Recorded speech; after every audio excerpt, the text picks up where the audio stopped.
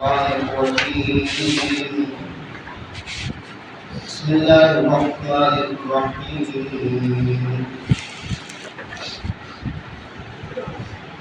الحمد لله رب العالمين وصلى الله على محمد وآله الطيبين الطاهرين. وقال علي بن أبي طالب عليه السلام في محراب مسجد الكوفة: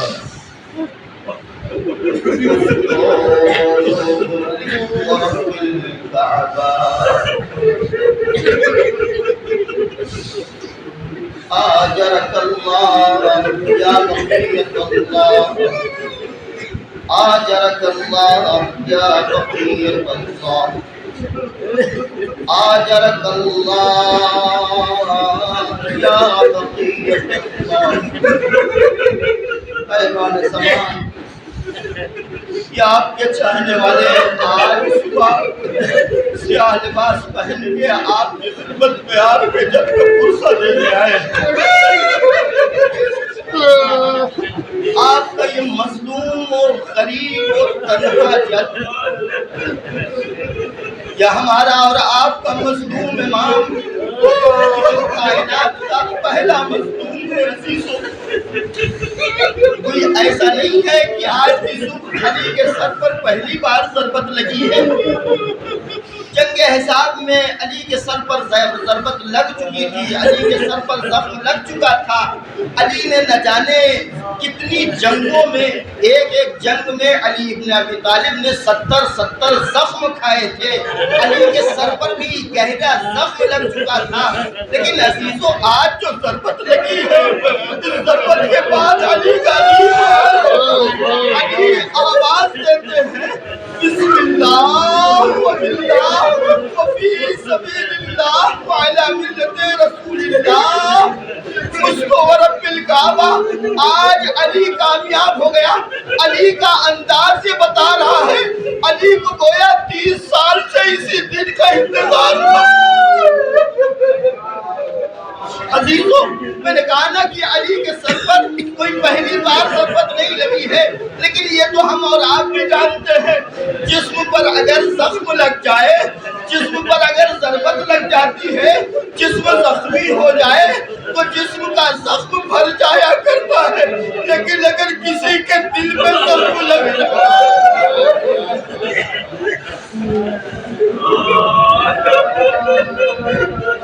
کسی کے دل پر زخم لگ جائے تو وہ زخم بھر نہیں سکتا.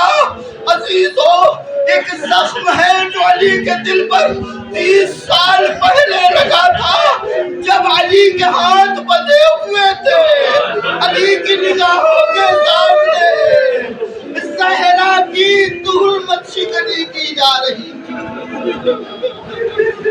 عزیزوں، میں کہوں گا کاش علی کے ہاتھ نہ بندھے ہوتے، علی کے ہاتھ پر پٹی بندھی ہوتی تو شاید علی کو یہ تڑپ نہ ہوتی.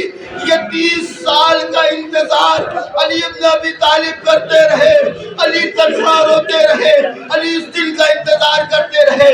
کبھی صحرا میں جا کر علی رو رہے ہیں، کبھی کنویں میں جا کر رو رہے ہیں. میں کہوں گا مولا، بڑا احسان ہے آپ کا، بڑا شکریہ آپ کا. آپ نے آج ہم سب کو رونے کی اجازت دے دی. اب تک آپ صحرا پر تنہا رو رہے ہیں.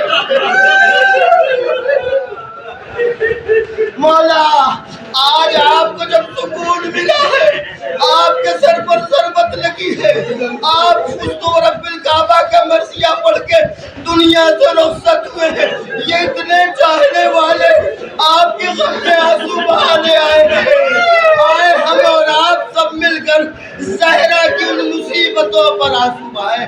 عزیزوں، علی ابن ابی طالب کائنات کا وہ پہلا مظلوم ہے.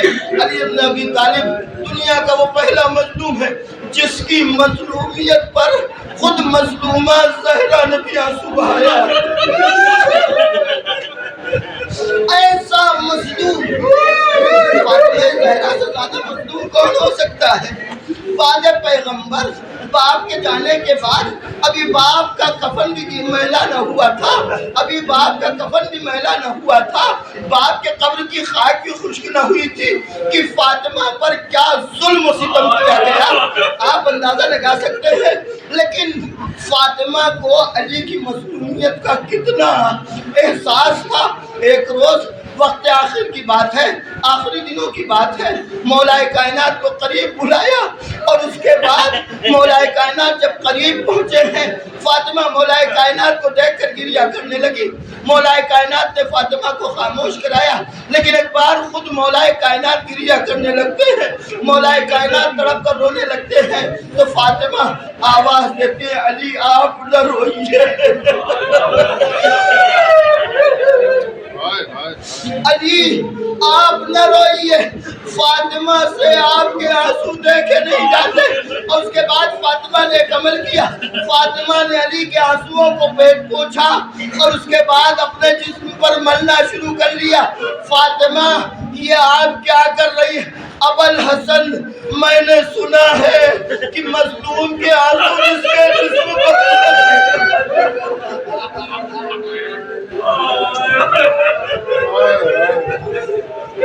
آئے علی سے زیادہ کون مظلوم ہے؟ آج کی صبح علی جب گھر سے نکلے ہیں، حالات یہ بتاتے ہیں کائنات کا ذرہ ذرہ روک رہا تھا، کائنات کی ہر شے روک رہی تھی۔ دروازے کی زنجیر نے آگے بڑھ کے روکا، مرغابیوں نے آگے بڑھ کر روکا، کوفے کے در و دیوار نے آگے بڑھ کر روکا، مسجد کی محراب نے آگے بڑھ کر روکا، کائنات کا ذرہ ذرہ روک رہا تھا۔ علی آج مسجد میں نہ جائیے، لیکن عجب نہیں، فاطمہ ادھر سے آواز دے رہی ہو، یا علی اب آ جائیے، اب آ جائیے۔ علی اب فاطمہ سے آپ کی مظلومیت برداشت نہیں ہو رہی تھی۔ عزیزو آج ہم نے نماز صبح بڑے سکون سے ادا کی ہے، بڑے اطمینان سے ادا کی ہے۔ ذرا آپ مسجد کوفہ میں سن 40 ہجری کی علی بن ابی طالب کی نماز کو یاد کیجئے۔ علی پوری نماز سکون سے ادا نہ کر سکے تھے کہ ایک بار فضا میں دو آواز گونجی ہے۔ پہلی آواز تو یہ گونجی علی کی، فستو ورب الکعبہ، رب کعبہ کی قسم میں کامیاب ہو گیا۔ دوسری آواز کوفے کی فضاؤں میں گونجی، لا تحطم ترکان واللہ تحطم ترکان الہدی۔ جبرائیل کی آواز گونجی، خدا کی قسم ارکان ہدایت منہدم ہو گئے۔ زینب کے کان میں آواز گئی، حسنین دوڑ کے مسجد میں پہنچے۔ حسنین نے بابا کی جگہ نماز مکمل کرایا، باپ کو دم ہاتھوں پر لے کر صحن مسجد میں پہنچے۔ صحن مسجد میں پہنچے ہی تھے، علی ابن ابی طالب کو غش آ گیا۔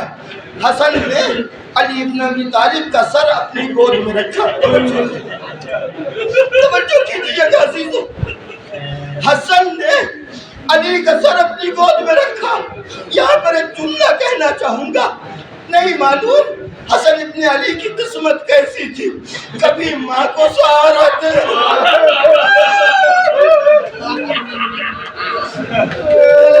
کا جنازہ اٹھائے، کبھی زخمی باپ کو سہارا دے، زخمی باپ کا سر اپنی گود میں لے۔ حسن کے آنسو ابھی علی کے رخسار پر پہنچے ہی تھے، علی نے آنکھیں کھولا، کہا میرے لال حسن تم رو رہے ہو؟ بابا حسن کو کیسے رونا نہ آئے، حسن گریہ کیسے نہ کرے؟ بیٹا گھبراؤ نہیں، بیٹا گھبراؤ نہیں، تمہاری ماں فاطمہ مجھے لینے آ گئی، تمہارے نانا مجھے لینے آ گئے ہیں۔ عزیزوں میں بس جلدی سے ختم کر رہا ہوں۔ یہ اصحاب چند اصحاب امام حسن علیہ السلام سب لے کے علی ابن ابی طالب کو گھر کی جانب بڑھے۔ جیسے ہی بیت الشرف قریب آیا، مولا کائنات نے کہا بیٹا حسن مجھے چھوڑ دو، میں چاہتا ہوں اپنے پیروں سے چل کر گھر کے اندر جاؤں۔ بس عزیزوں میں نے ختم کیا، جب سوچو گے بہت یاد کرو گے۔ علی نے کہا میرے لال حسن چھوڑ دو، میں میرے چاہنے والوں سے کہہ دو سب کے سب واپس چلے جائیں، سب چلے جائیں۔ میں چاہتا ہوں کہ اپنے پیروں سے چل کر میں اپنے گھر میں داخل ہوں۔ بابا کیوں اپنے قدموں سے چل کے جانا چاہتے ہیں؟ میرے لال، میں نہیں چاہتا میری بیٹیاں مجھے زخمی حالت میں میں کہوں گا مولا زینب کی عمر 35 برس ہو چکی ہے، زینب ایک مکمل خاتون ہو چکی ہے، مکمل خانم ہو چکی ہے، مکمل زن ہو چکی ہے۔ 35 برس کی زینب اور اسی تقریباً قریب کے سن کی ام کلثوم ہے۔ مولا اتنی جوان بچیاں ہیں، آپ ان کے سامنے زخمی حالت میں نہیں جانا چاہتے؟ کاش کاش شام غریبہ کے زندان میں 3 سال کی بچی کے سامنے جب باپ کا سر لایا جا رہا تھا کوئی ظالموں سے کہہ دیتا بیٹیوں کے سامنے باپ کا زخمی سر نہیں لایا۔